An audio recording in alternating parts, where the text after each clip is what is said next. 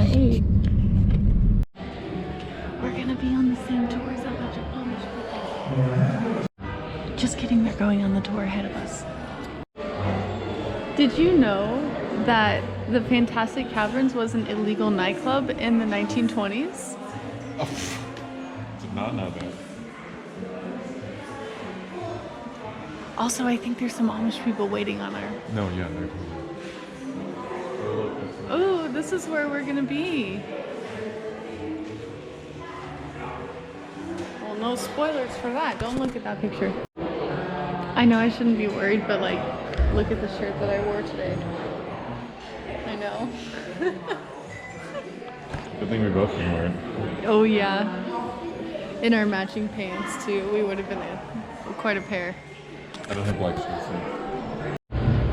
Okay, so we got the front row seats. I think it's because there's like a specific kind of formation called a soda straw. And they were joking about how the soda that would come out of the soda straw would be Fanta. So I think we got a little bit of like a VIP seat up here because look at all those people in the back there. There's gonna be there's another car driving with us. We were the first cave west of the Mississippi to have electricity, and we had it even before most of the major cities in our state. How it operated was every morning somebody would come in and build a fire into this bottom part here. They keep that fire burning all day to boil the water that was in the tank, and when the fire boiled the water enough, it would send steam pressure through the pipes above, and that would operate this generator, this machinery that ran the generator. Now at the time, it not only put electricity into the cave, but into our visitor center as well. Now this has long since been out of commission. There is one important piece that still works on it today, and that, folks, is the whistle. Now I'm going to mention this a little later on in our tour, but for now, are you guys ready to go see a cave? Yeah! Woo! Well, me too. Let's go.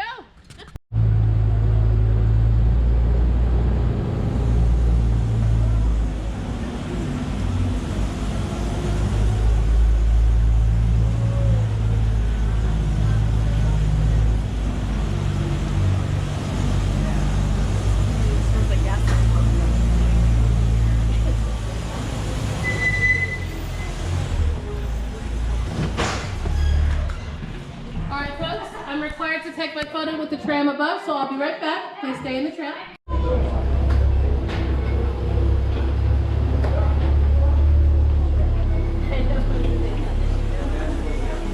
Lois, can you learn driver's side?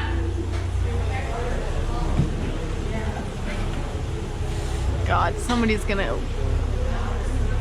get their head chopped off. Now they're easily recognized by their red forearms, black wings, and light brown bodies. It is common to see bats in the cave, but it's more likely that they'll be outside because these bats do live in the trees most of the year.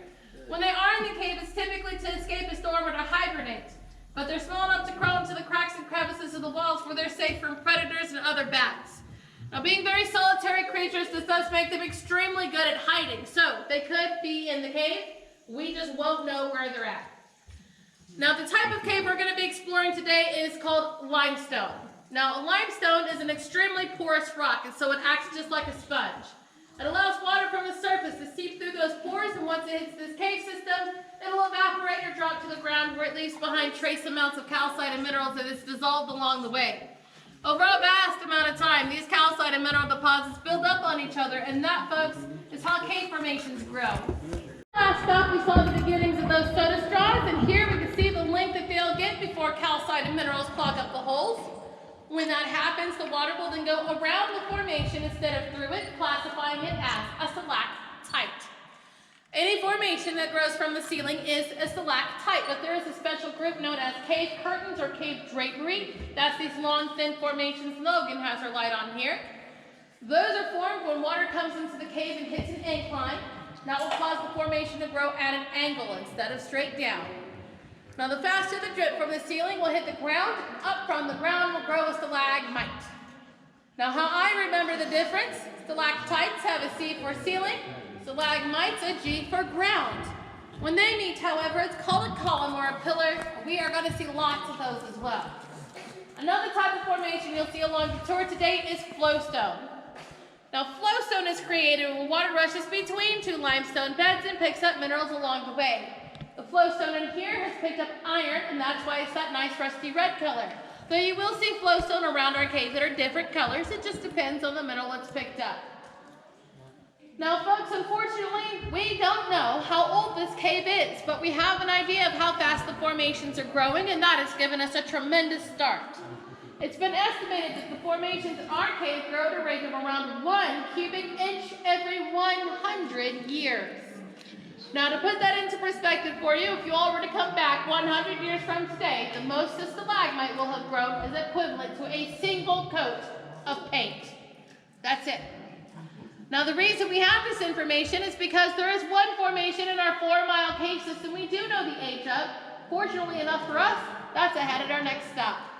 Now at our next stop, we will be parking very closely to each other to allow any other tourists to be able to pass through. So everyone on Logan's driver's side and everyone on my passenger side, please keep anything of value inside the tram. There we go.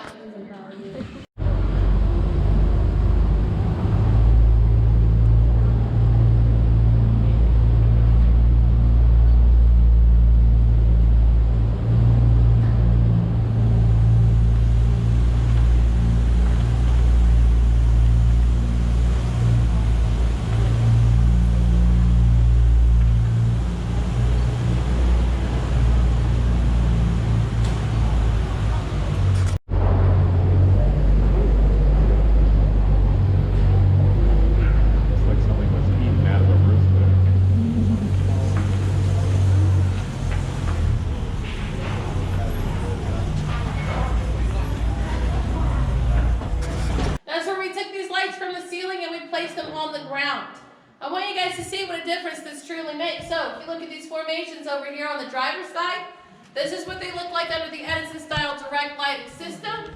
And here's how we see them today. As we can see, lighting is important to the cave. That's right. We were discovered by a dog and explored by women. That's all you'll need to know. Now these women were able to write their name on the wall during their first exploration of the cave. That's where we're going to see up ahead at our next stop. But this one will be a rolling stop, so go ahead and get your cameras ready. Here we are, folks, dated February 27th, 1867. The names of the first 12 explorers written here on the wall.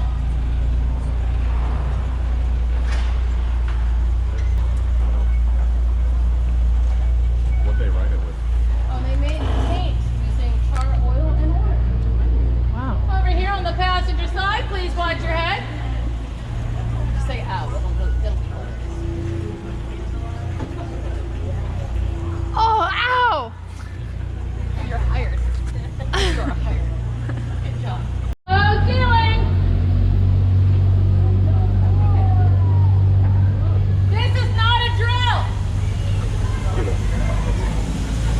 I made it! Watch your head here.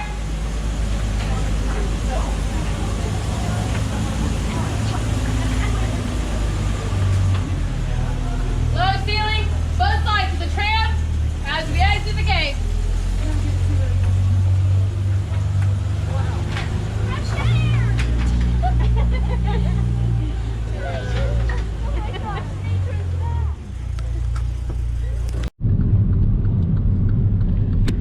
Well, Fantastic Caverns was fantastic. So now we're gonna hit up. Dun dun dun dun. I'm not sure if you can read it in the video, but Wonders of Wildlife Museum. National Museum.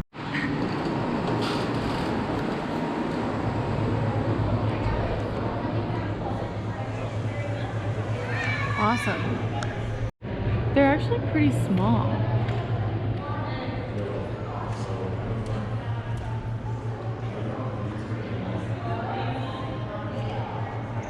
But apparently, they can swallow their prey whole. They can get up to 8 feet long, 700 pounds. Yeah, they're car-sized. In Australia, they get car-sized. This is already the coolest aquarium I've ever seen. Yeah, that aquarium in Mandalay Bay in Vegas, fuck that. I hope I have enough footage, like enough space on the SD card, because we're about to film everything. Whoa, sharks.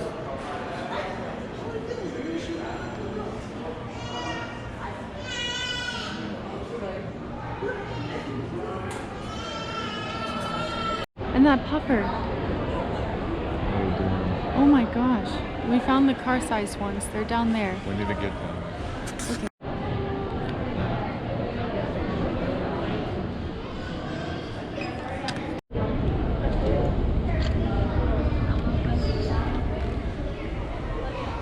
Wow, look how big that thing is. This is a parrotfish, right? Yeah. I can tell you I never saw one this big in Australia.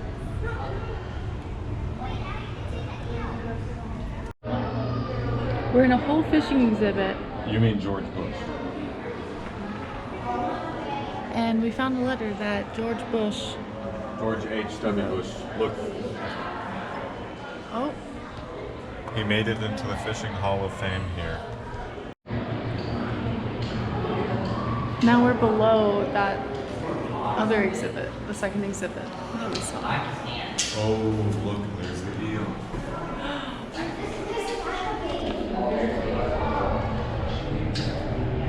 They're so fat.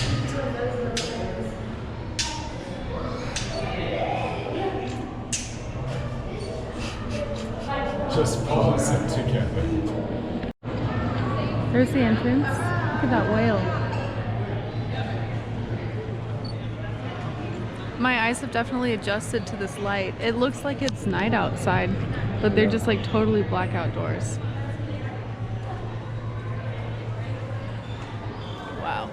Stick your head in. Creepy. I bet you could jump up and then I'll get a still from it. No, I don't want Like to. this. My feet hurt. Oh. Old man in the sea or anything. Shipwreck room. Shipwreck room.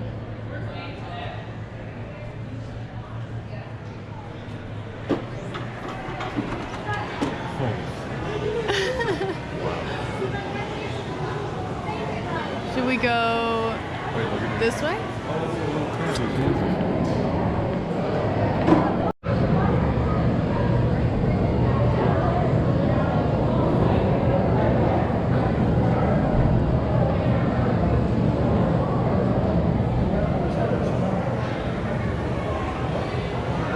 Lionfish have caused an 80% decrease in small reef fish population. Okay, so there's a bar here with like margaritas and everything. I think you're supposed to be able to touch them down there. This detail is crazy.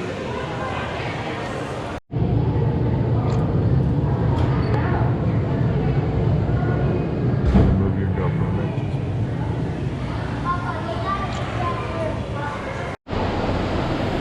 Now we're at the Swamp at Night exhibit. Oh, there's an eagle. Wow. Is that even allowed? That's such a small space. Look how close we are to it. How far do you think that is from us? Like 20 feet? Yeah. Fun fact, otters can swim up to 9 miles an hour. And they're invisible. And in the wild they eat fish, amphibians, crustaceans, and turtles, but in captivity they eat hard-boiled eggs, sweet potato, and cat food. Oh, there he is, there he is. And they're all circling around him because they want bits. Oh, look, that guy's got something on this.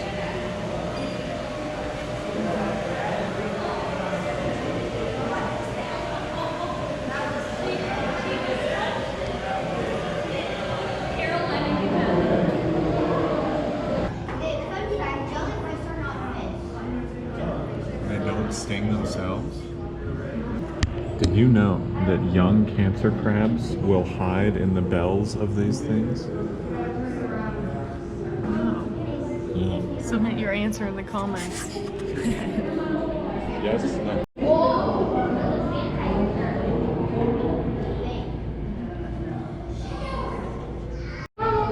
Go in.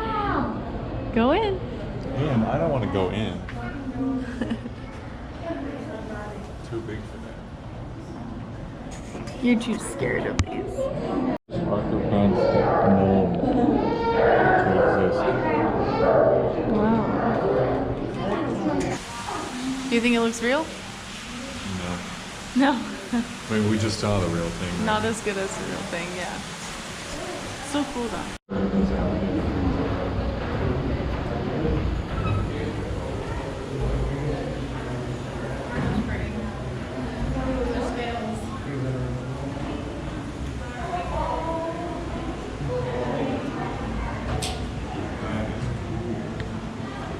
Oh look, the ray's gonna come up.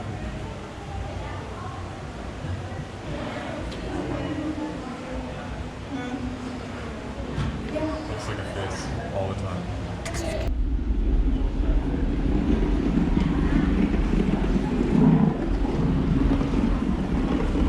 I love that mix that they use.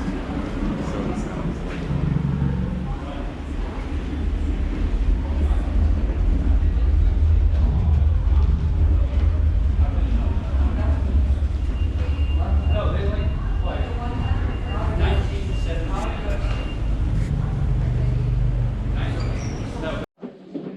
So we're in Teddy Roosevelt's cabin now. Shout out to Oregon. Greater Lake, established in 1902.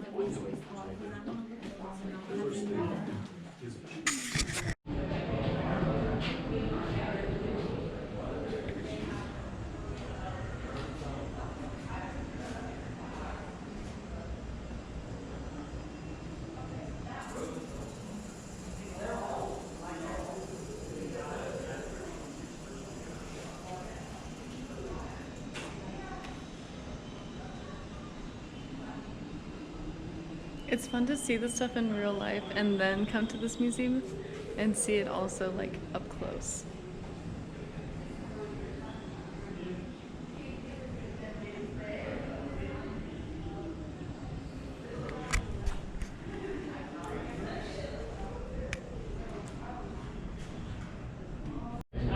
It's so funny they play this like it's a rainforest, but I guess this is actually what the forest looks like.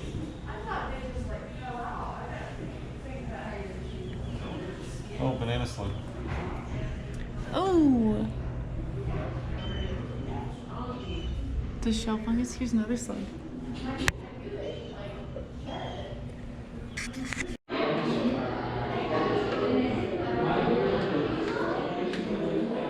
We need to go to Glacier. We'll put that on the bucket list.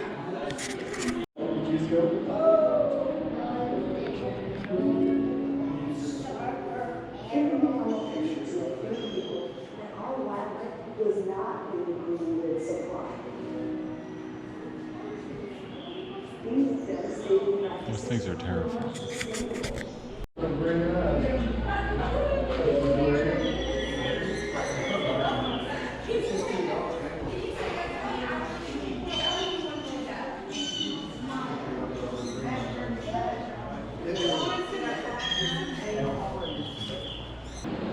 Apparently, it took like 2,000 hours to paint this hall.